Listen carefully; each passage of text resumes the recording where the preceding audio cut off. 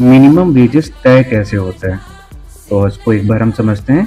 Code on wages 2019 chapter number 2 section number 6 के अनुसार minimum wages को फिक्स करने का पूरा अधिकार सरकार के पास होता है।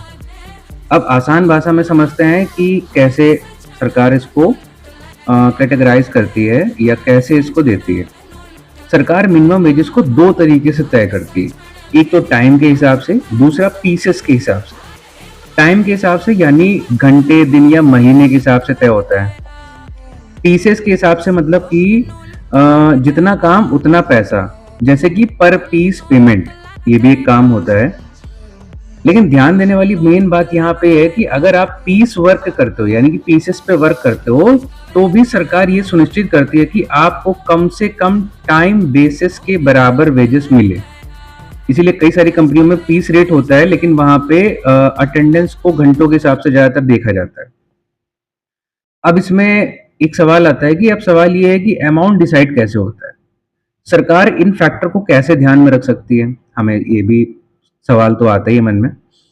अब काम का स्किल लेवल पहले चेक होता है, जैसे unskilled worker, semi skilled, skilled या हाईली स्किल्ड वर्कर। दूसरा, एरिया के हिसाब से, शहर का है, गांव का है, कहाँ कहाँ का है।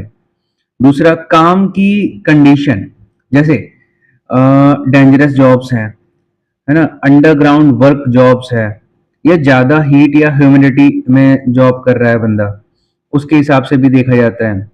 अगर इसको एक एग्जांपल के साथ समझे तो एक कंस्ट्रक्शन वर्कर और एक ऑफिस वर्कर की मिनिमम वेजेस अलग अलग होगी, क्योंकि दोनों का स्किल और काम का नेचर बिल्कुल अलग है ना। तो सरकार कोशिश करती है कि वेजेस को कैटेगरी, जो जितनी वेजेस की कैटेगरी होती है उसको इतना कॉम्प्लिकेटेड ना बनाया जाए, ताकि सिस्टम सिंपल और क्लियर रहे, है ना।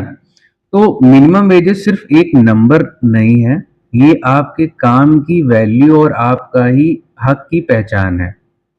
तो ऐसे ही और भी लेबर लॉ के सेक्शन को समझने के लिए, आसान भाषा में लेबर लॉ को समझने के लिए आप हमें सब्सक्राइब भी कर सकते हैं। थैंक यू सो मच हमारे साथ बने रहने के लिए। आपका बहुत बहुत शुक्रिया।